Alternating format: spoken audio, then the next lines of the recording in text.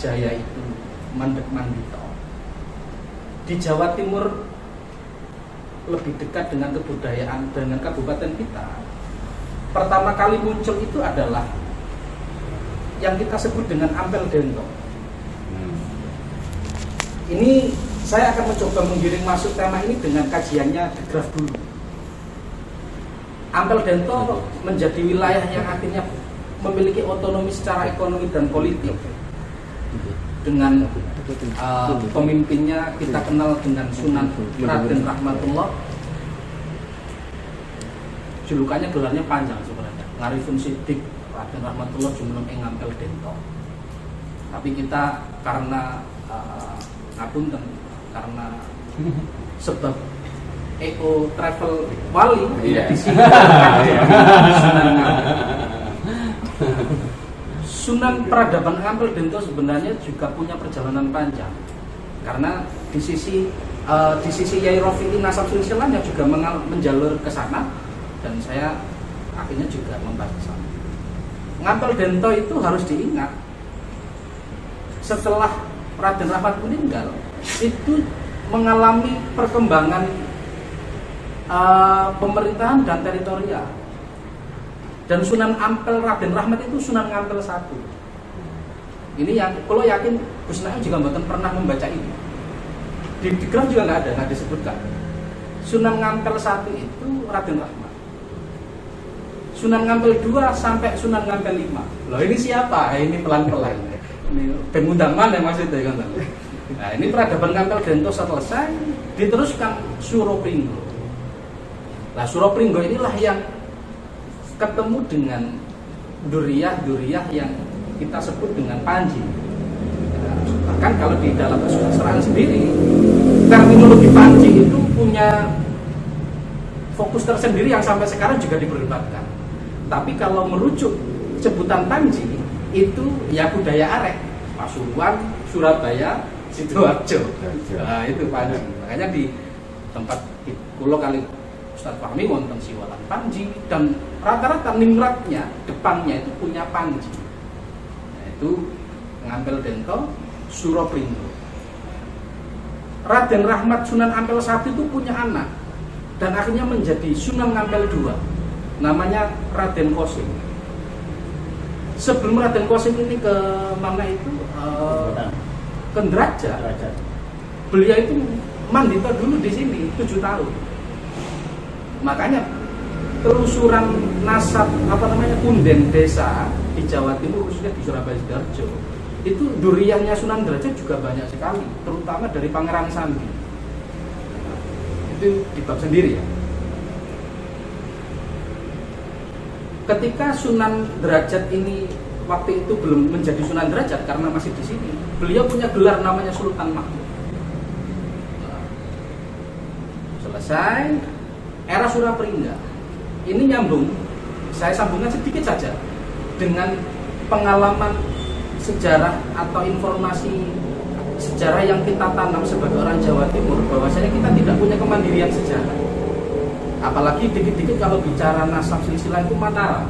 Saya mencoba untuk mengawal ini agak ketat karena mengembalikan puzzle sejarah ini juga butuh ketelatenan.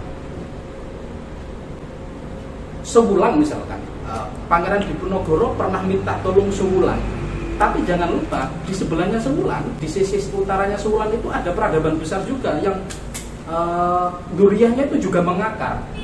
Namanya Kiai Agung Muhammad bin Umar, yang makamnya di daerah Banjarsari. Itu sebelah, itu sama-sama tanah Mardikan. Kalau di Mataram disebut dengan Mancanagari Wetan. Itu muncul kan dua duriyah besar, tapi masih Mataraman. Nah, ini belum Jawa Timur. Kalau merujuk silsilahnya Mbah Sunan Mbah Yai Rofi'i di sisi yang kanan, itu banyak kerancuan menurut saya. Makanya akhirnya ketika berbicara nasab, kita harus mengkonfirmasi nasab. Kalau mengkonfirmasi nasab ada dua cara. Yang pertama ada literasi. Kalau literasi ini penjelasannya kita harus ketemu dengan duriyah yang lain, bani-bani yang lain, untuk mengonfirmasi apakah betul kakek saya putranya kakek jenengan dan sebagainya. Karena kalau bicara nasab tidak hanya ketemu min duan, min teluan, tapi juga min 10, min 20, min 30. Nah itu konfirmasi sejarah itulah yang dibutuhkan dalam sisi konfirmasi nasab secara literasi. Saya akan masuk ke tradisi pesantren. Di dunia pesantren kita kenal ulama-ulama khos itu juga ahli nasab. Kalau bolo-bolo sakit itu menyebut mereka ini ahlul qiyafah. Ini ada termasuk khusus beliau-beliau yang ahli nasab. Wakila yang sampai sekarang beliau masih sugeng itu Maulana Habib Lutfi. Itu yang masih sugeng ahli qiyafah itu cor ngerti dedek gegerewang semerat nasabnya sampai ke atas. Tapi itu juga harus dikonfirmasikan terhadap nasab yang tertulis. Nanti guys. Bon, ini satu sisi di jalur Sunan Ngampel.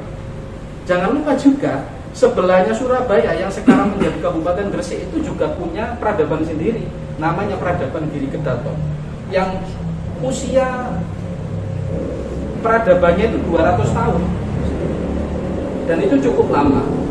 Bahkan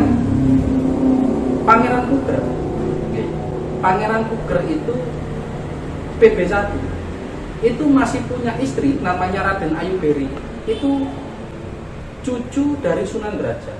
Jadi bulat ikatan nasab orang Surabaya, orang Gresik, orang Pasuruan, orang Lamongan itu mulak.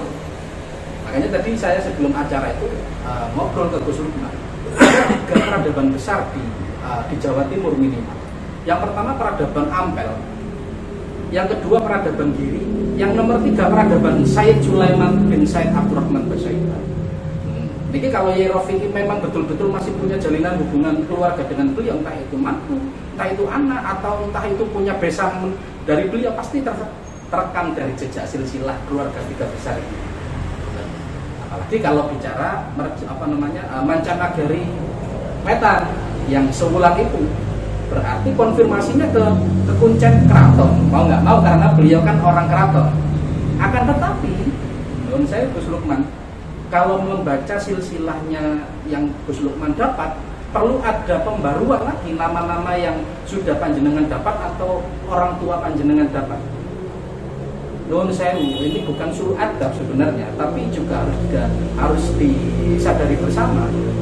Produksi buku nasab itu adalah hal yang bukan paten, selama itu mengandung hal-hal yang sifatnya bertemu dengan keluarga besar yang lain. Karena bicara nama misalnya, nama orang tua kita lebih dari 1 orang tua dulu. Belum nama gelar, belum nama julukan. Sepengalaman saya baca nasab-nasab keluarga besar itu, untungnya beliau itu punya gelar paling ujung itu adalah gelar beliau meninggal di mana. Makanya kalau Sunan siapa Hanukrawati, Pangeran Sedo ing Loring Pasar, Sedo ing Klaten.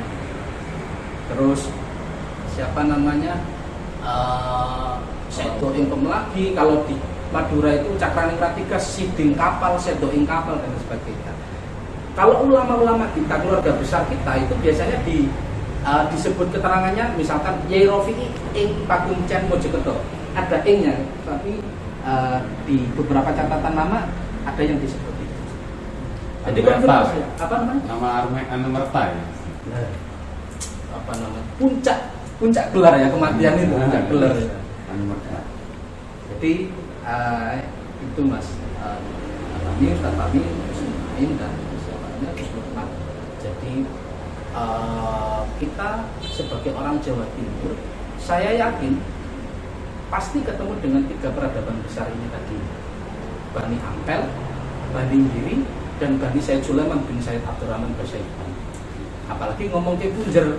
Nah inilah yang dalam tradisi kesejarahan literasi kita itu banyak terputus, terutama di generasi orang-orang Jawa Timur, bahwasanya Islamisasi itu Sunan Kepundut masuk era Mataram, jadi keterpotongan itu agak lama.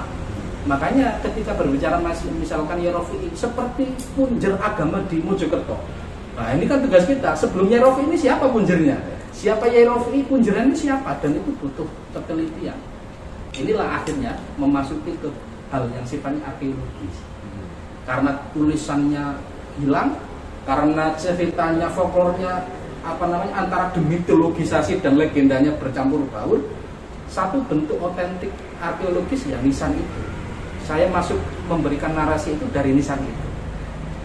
Lah kalau masuk ke Kiai Rafi'i, karena beliau masa hidupnya setelah Perang Jawa, ketika Perang Jawa sampai abad 20, sepengalaman dan sepenelusuran saya, pakem nisan itu tidak digunakan lagi pasca Perang Jawa. Jadi identitas kebudayaan kita secara orang Jawa itu hilang dan tidak digunakan lagi setelah Perang Jawa. Jadi Perang Jawa itu punya efek besar sekali. Tidak hanya kesadaran sejarah kita yang meruntuh, tapi juga identitas kita sejarah yang lain, terutama kebudayaan itu juga hilang, terutama di hal-hal yang sifatnya tulis maupun arkeologis. Belum lagi setelah era Perang Diponegoro, era Belanda dan era penjajahan itu, penghilangan dan pengaburan serta penguburan sejarah teralami secara masif dan terstruktur. Itu yang menjadi tantangan kita. Begitu Ustaz Fahmi, mungkin prolog saya menggelitik dan akan banyak pertanyaan. Iya, pertanyaan lagi. Iya, ada satu statement sebenarnya yang dari tadi itu saya kepingin menanyakan dari Durian maupun dari ahli nisan. Dari statementnya Ki Ayuhan Nafi tadi, perubahan nisan, apakah itu diganti oleh keluarga atau mungkin dan sebagainya, apakah itu nisan dan apakah itu nisan model-model yang tadi disebutkan Mesir maupun dan sebagainya. Menurut Gus Lukman, apakah itu benar ada perubahan nisan?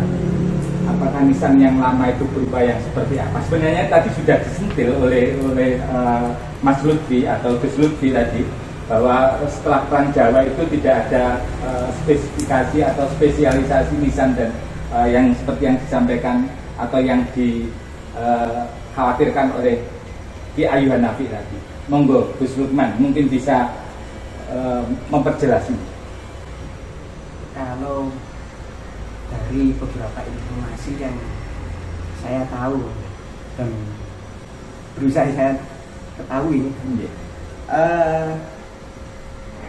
sebelumnya batu nisan yang lama ini sudah sempat terekspos dan kita bahas bersama dengan Gus Nafi, Gus Dayat dan sebagainya beberapa tahun yang lalu. Jadi insya Allah di situ sebenarnya ada, sempat saya screenshot cuma tertinggal. Jadi ada tulisan Arab begitu lengkap juga dengan bentuk nisannya dan tahunnya, betul ya? Betul ya, insya Allah. Tapi bisa lihat gambarnya itu, coba nanti saya cari dulu ya. Nah, terus untuk penggantian info-infonya itu justru mohon maaf kalau salah info tolong diluruskan.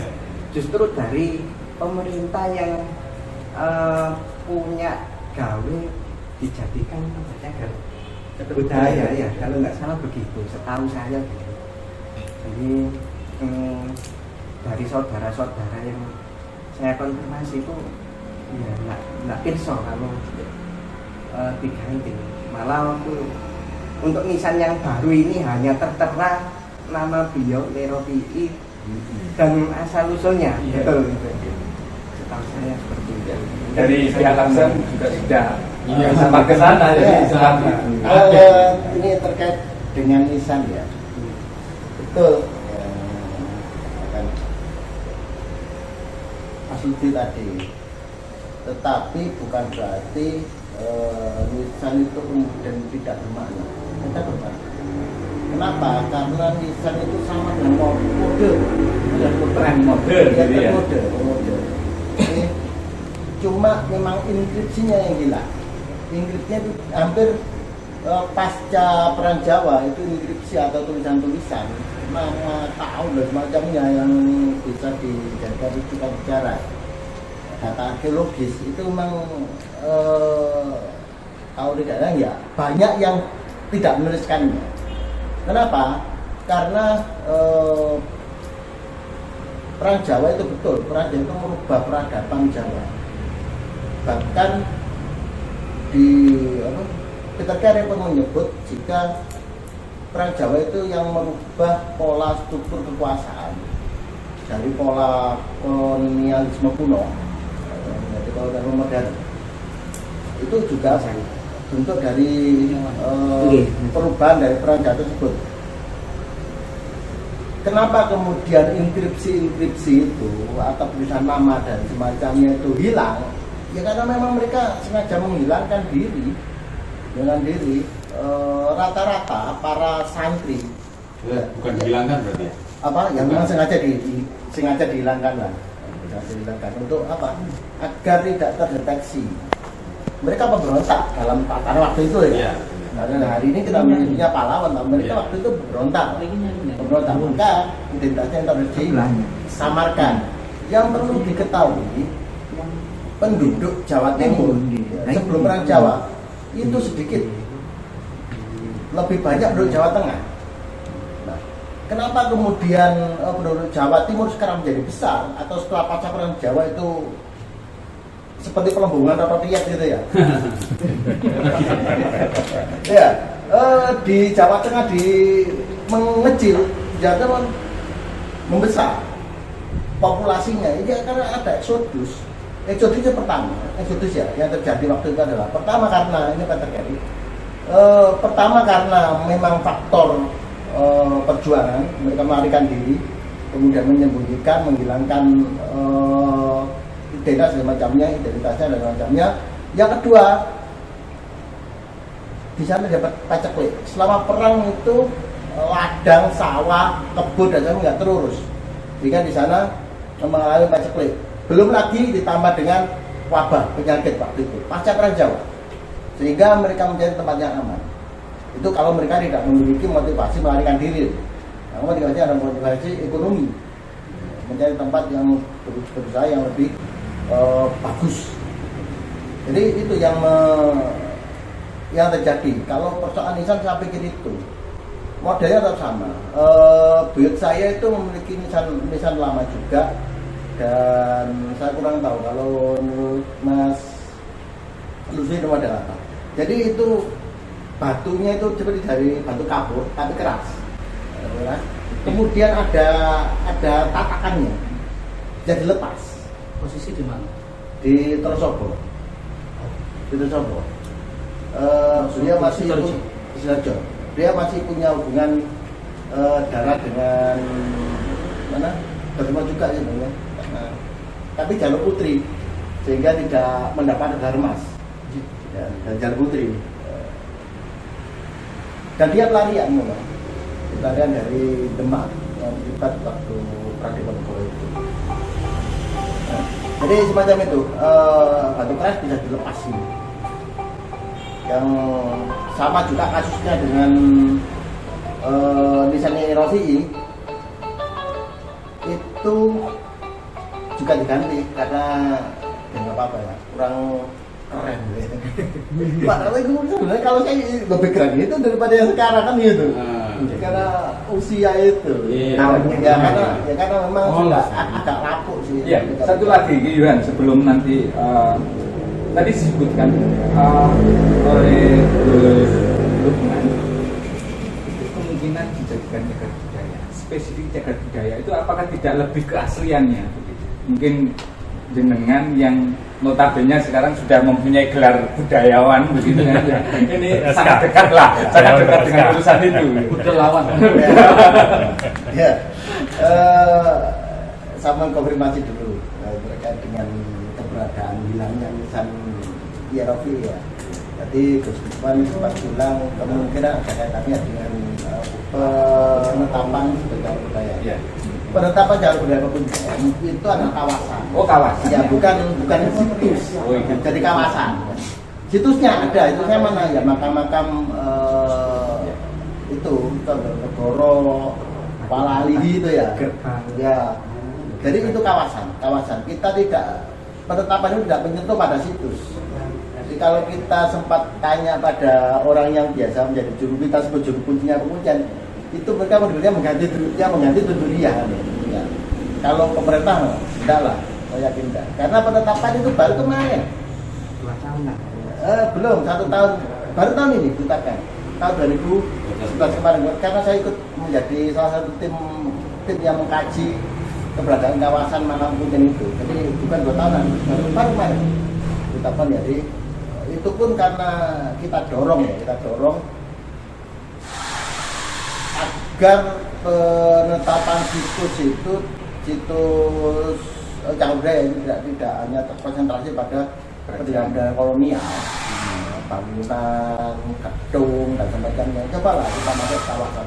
Alhamdulillah pemerintah mau menetapkan itu pada kajian oleh tim ahli cagar budaya Jawa Timur, lalu kemudian ditetapkan oleh Perwali tahun kemarin. Jadi ya mohon dicari, kalau bisa ditanyakan ya ada di juru kuncinya. Tapi yang tentu Lukman, ini pengalaman loh ya, ada beberapa tokoh itu yang kuburannya jadi satu dengan keluarganya. Ya. Makam kakek dengan anaknya dengan cucunya jadi satu. Mungkin enggak? Nyai Rofi, ngapunten ketika saya ini dikasih informasi sama Gus Fahmi, Ustaz Fahmi, nun sewu saya gak menyaksikan kalau yang nisan baru itu makamnya Kiai Rofi. Karena apa? Satu, kalau memang di satu lokasi biasanya kalau keluarga di Pak Kuncen ya, apalagi kan orang-orang ini dan tong berpengaruh, itu disandingkan. Ini kok beda. Sing garwane ning sisi kulon, ning Kiai Rofi ini nang sisi wetan. Biasanya kalau suami istri itu sanding. Dan yang saya agak penasaran itu pola guratan lisannya Nyai Rofi'i yang disebut Nyai itu kenapa kok ada sudut segitiga puncaknya? Kalau orang lisan itu puncaknya, yang identitasnya itu biasanya ke laki-laki. Kalau cewek itu agak polos. Jangan-jangan beliau disatuliangkan. Lah pertanyaannya kan makamnya di Kiai Rofi'i kan Kiai makamnya siapa? Itu sih kalau. Nah, terus konfirmasi ketika Ustadz Fahmi ngirim ke saya, model lisannya itu ya sama kayak yang di Sewulan itu, Mancanegari Wetan, mirip-mirip sekali dengan peradaban Banjarsari maupun di peradaban Bagus Hari sendiri. Mirip-mirip. Saya punya contoh-contohnya yang di Mancanegari Wetan. Itu sih ya tambahan saya. Khas sekali. Khas sekali memang. Jadi memang bicara nisan gitu. Ini mumpung kebangkali Pak Nafi juga agak disayangkan Kuncen yang siapa namanya Condronegoro itu digantung kita. Iya. Yang akhirnya kita agak susah. Meskipun beliau hanya bicara situs, tapi kalau masih sayangnya saya ke sana sudah diganti. Alhamdulillahnya yang di sekelilingnya saya masih bisa melacak. Oh, ada Durya Puspono Gorong Gresik di sana, terus ada Durya Ngampel di sana, itu masih bisa dilacak. Tapi Kanjeng Jimatnya sendiri itu diganti. Ya diganti. Betul. Itu yang mengganti juga saya nggak tahu ya. Karena ketika saya datang ke sana untuk melakukan verifikasi, itu malah juga terganti. Sama juga dengan misalnya Yai Rofi itu. Jadi di sana kan ada tiga komplek ya, 3 komplek. Pertama kompleknya Kanjeng Jimat Condronegoro II, putranya Condronegoro Surabaya, Bupati Jakarta Monokromo. Kemudian anaknya Condronegoro III, lalu kemudian ada pemakaman umum yang di belakang itu termasuk Yai Rofi'i, kemudian Pak Kuncen atau Mbak Kuncen itu ada di sana, termasuk Yai Imam Puro di luar itu, di luar komplek Priayi itu. Nah, terkait dengan penggantian makam itu memang Mbak Bumi sendiri yang jadi dia bilang iya yang mengganti Duriahnya. Saya tanya ada, sempat ketika saya tanya ke Pak Lurah, ada nggak pengurusnya Condronegara? Yang ada keluarga Condronegara itu cuma ada di Sidoarjo.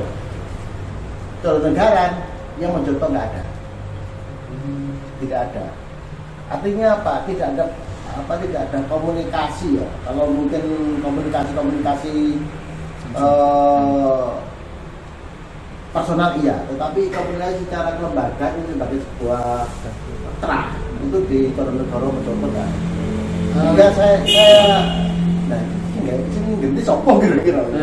Itu maksudnya Pak Nafi. Jadi apa namanya, kampanye saya itu memang saat ini itu adalah nisan sebagai identitas budaya. Kembali ke Condronegoro yang satu itu makanya di foto putih. Ya, Jadi ya. Condronegoro, Cokronegoro itu yang di Sidoarjo, Puncak satu Sidoarjo itu masih menjalin keluarga. Dan alhamdulillah saya masih punya catatan nasab silsilahnya Condronegoro dari Yayasan Foto Putih. Nanti bisa bisa dikonfirmasi apakah memang Condronegoro ini orang yang punya keturunan siapa dan siapa. Ini nanti juga akan berhubungan dengan Kiai Rofi'i. Kenapa kok Kiai Rofi'i orang luar bisa masuk ke Pakuncen? Apakah punya jalinan kekeluargaan dengan Condronegoro? Apakah ada hubungan lain? Tapi juga perlu diketahui Condronegoro itu adalah penguasa wilayah kita pasca Mataram. Jadi sebelum Mataram itu punjernya kan ketika Surabaya dijadikan dua, ada Kasepuan, ada Kanoman, dan komplek Kasepuan Kanoman ada di Foto Putih juga. Kalau yang Kanoman di sisi utara, sisi timur, kalau yang Kasepuan di sisi barat. Kalau saya tidak keliru, karena yang bisa dimasuki. Ngapunten kebalik. Kalau yang Kasepuan itu di sisi timur, kalau yang barat itu sisi Kanoman. Yang bisa kita masuki yang Mbah Brondong itu loh, Ki Ageng Brondong dan Ali Wasabi. Ini yang menjadi informasi penting. Kenapa kok beliau Kiai Rofi'i kok dimakamkan di Pakuncen? Ya, itu masalah yang harus dipecahkan. Banyak Masih masalah. Perlu pihak-pihak terkait juga di pemerintah kayak gitu. Maksudnya kan ya kayak tadi istilahnya situs makam orang penting kok sampai nisannya berubah. Ini sebenarnya satu kecelakaan bagi Kecolongan. iya itu ya istilahnya nisan kalau bisa Kecopetan. kalau bisa kita istilahkan seperti candi atau prasasti yang menginformasikan informasi di masa lalu tapi malah diganti satu kecelakaan, musibah sebenarnya. Tapi perlu ditelusuri juga. Nah, yang sekarang yang penting, apa warisan Yai Rofi'i bagi apa yang sudah diwariskan Yai Rofi'i sehingga Yai Rofi'i itu adalah sosok penting yang harus diketahui oleh warga Mojokerto sekarang. Gimana? Warisan untuk generasi sekarang apa yang sudah dilakukan oleh Yai Rofi'i? Kenapa kita harus mengetahui sosok Yai Rofi'i? Kalau bicara warisan, ini berarti kita melihat yang tampak dan tidak tampak. Ya, benar. Jadi kalau secara tidak tampak, saya ini ceritanya Mbak Yai Husein Ilyas. Pernah suatu ketika dalam majelis Mbak Yai Husein Ilyas itu menceritakan sejarahnya tentang air mata ibu. Jadi ternyata yang ditekankan oleh Mbak Yai Husein ketika itu bahwasanya ketika itu Adipati ke-10 ini Riyadho di air mata ibu ini, dan ketika itu dihadiri oleh Nabi Khidir. Di akhir Riyadhonya dihadiri oleh Nabi Khidir dan ditanya, apa hajat sampean nak kok sampai Riyadho di sini berhari-hari? Nah, beliau ini matur, rasanya beliau ingin punya keturunannya yang memiliki ilmu laduni. Bagian laduni itu ya keberkahannya ilmu sampai 7 keturunan. Nah, ketika itu Adipati ke-10 ini begitu senang pulang di rumah disampaikan ke Bunyai. Nah, Bunyai ini tambah duka, tambah marah. Jadi, kenapa kok hanya 7 keturunan? Kenapa kok enggak sampai miliar-miliar? Nah, Jadi intinya dari cerita ini sumbangsi dari Yai Rofi'i yang tidak nampak salah satunya adalah keberkahannya, terutama keturunannya. Terus dari keturunannya berkahnya juga bisa disalurkan ke bermanfaat ke sesama, ke umat muslim atau dunia, pada sesama manusia itu secara tidak nampak. Jadi ada historinya seperti itu. Kalau yang nampak mungkin tadi yang sempat saya sampaikan, mungkin dari peninggalannya dalamnya keluarga itu kan, kalau nggak salah ngapunten, saya pernah dengar istilahnya kalau ada tempat yang pernah disinggahi oleh orang alim itu ketika didirikan sebuah sekolah madrasah itu memiliki keberkahan tersendiri, betul sih. Nah, itu kalau yang tampak tinggalan dari dan yang terpenting tadi saya sampaikan adalah dari segi sejarah bahwa kita berusaha untuk tetap ngugemi, tetap menjalankan amalia-amalia beliau. Bahasanya orang-orang terdahulu itu untuk mencapai sesuatu, ya derajat, sesuatu bermanfaat di masyarakat itu perlu riyadhah. Dan itu yang untuk masyarakat kita sekarang harus kita tiru. Artinya seperti itu. Dan untuk bidang lainnya di politik yang menurut buku ini ya. Yai Rofi'i itu seperti pengumpul pecahan mozaik. Nah, itu hasilnya apa di kancah revolusi lah istilahnya kalau semangat Mahdisme yang puncak perlawanannya itu ada pada perang Jawa itu selalu terpelihara. Memang orang yang pindah itu selalu mengharapkan mujizat. Mujizat atau adil itu. Kita sebagai Mahdisme itu selalu diwariskan, dan kita ketahui bahwa untuk merawat semangat itu kemudian memberikan petunjuk, guidance kepada semua orang agar bisa dikenali, maka perlu sandi yang kita kenal dari ada dua ya, yang para peladan itu, tapi yang paling banyak adalah sawu kecil. Hampir semua musola, kemudian tempat tinggal para sisa-sisa Laskar Diponegoro itu selalu memberikan tanda itu agar undangan oleh sesamanya ya, sebagai sandinya.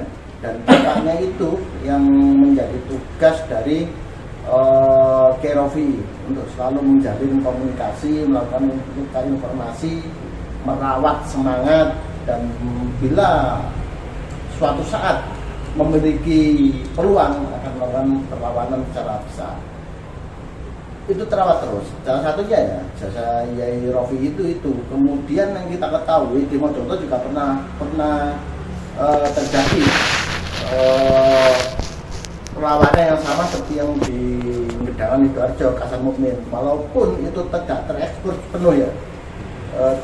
Ketika Semaun menulis sebuah buku kecil tentang biografinya Pak Matosin, dia menyebut adanya sebuah perlawanan tahun 1924 kalau nggak salah di Berangkal dengan trawulan, dan di situ disebutkan bahwa ada peran dari sebuah pesantren ya, Pesantren Karangsari yang letaknya 1 kilometer, 1 kilometer dari titik perlawanan itu. Ada kontribusi di sana yang berkontribusi terhadap perlawanan tersebut. Ada lagi perlawanan Pak Murakan. Itu semuanya pola-polanya sama, yaitu pola Mahdisme. Mereka menganggap dirinya memiliki wahyu, kemudian ditunjuk untuk menjadi ratu, menjadi penguasa di satu wilayah. Nah, tetapi beda. Di Pak Murakat itu apa ya, santri yang lebih banyak pejabatnya sih, pejabatnya. Kalau yang di Pak Jebrak yang di Berangkat itu lebih kejawen lagi, karena dia menyebut dirinya Prabu Damar Wulan. Tetapi para santri kalau menyokong jika ada ledakan-ledakan semacam itu, semangat lawan itu selalu tumbuh.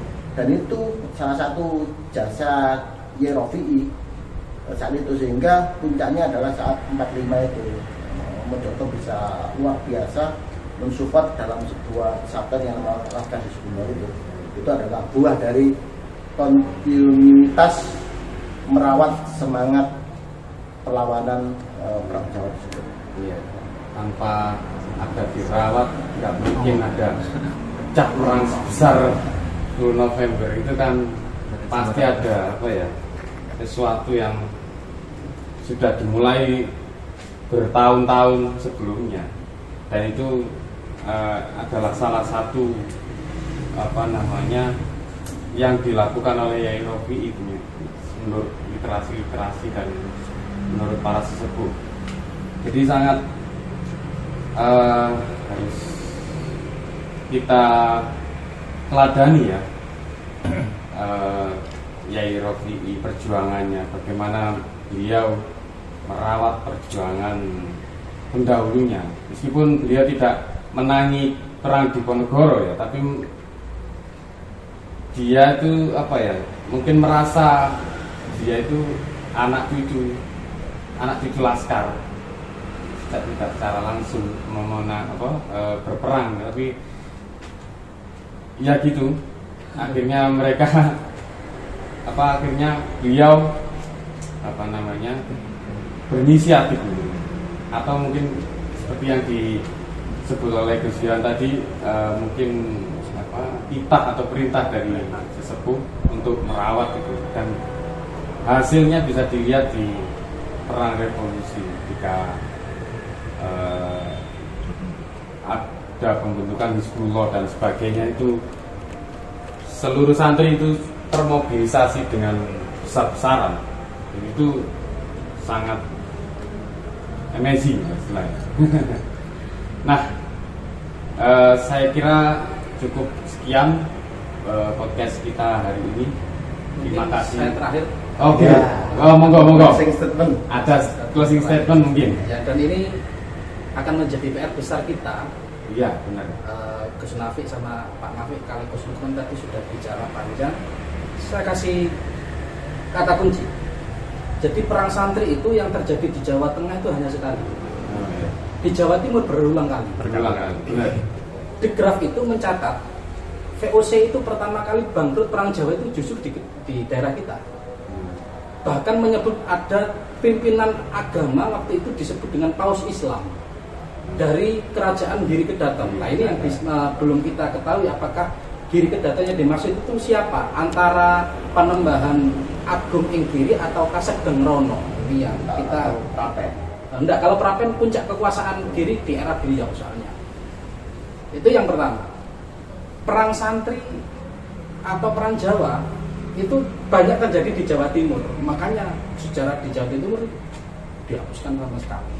Bahkan ketika perpecahan antara Surabaya, Surapringgawa itu jadi Kanoman dan Kasepuhan, itu gap perang santri besar-besaran yang dimotori oleh keluarga Syekh Sulaiman bin Abdurrahman Bosaiban. Dan kita sama sekali tidak mengetahui cerita itu. Dan yang tersimpan hanya keluarga. Itu yang pertama. Yang kedua, Nun Sewu ini saya buka pertama kali di sini. Di Penogoro itu jangan hanya Mas Ontowiryo yang kita ingat. Di Penogoro itu adalah gelar kepada orang yang diturunkan ternyata tidak hanya satu kali. Dan di Penogoro itu yang kita kenal Mas Ontowiryo itu adalah di Penogoro kaping sekian. Ada lagi di Madiun kan? Termasuk yang di mana namanya? Di Jaya Puspita. catatan ngapunten bukan. Di catatannya Yerofi kesebut di sana Kiai Mansur ing Telungagung, Tawangsari Telungagung. Oh ya. Kiai Mansur itu di sana ada dua. Ada Abu Mansur itu punya gelar namanya Mas Tolo di Penogoro kaping kali. Itu putranya Amangkurat nomor sekawan. Tuh. Dan Diponegoro ketiga ngapunten, saya sudah napak tilas Amangkurat yang Diponegoro yang pernah saya dapatkan informasinya. Nuwun sewu saestu. Makamnya belum jelas. Bahkan di Mas Ontowiryo pun itu makamnya apakah beliau yang di Madura, apakah beliau yang makamnya di Makassar. Karena tidak selesai saya napak tilas Diponegoro 1 sampai Mas Ontowiryo. Tugas saya belum selesai, saya titipkan kepada nama anak saya, Bi Muhammad Dwi Panaga. Itu asbabun nuzul anak saya. Itu adalah kata kunci Asal nggak ada editnya. Wakilah gitu karena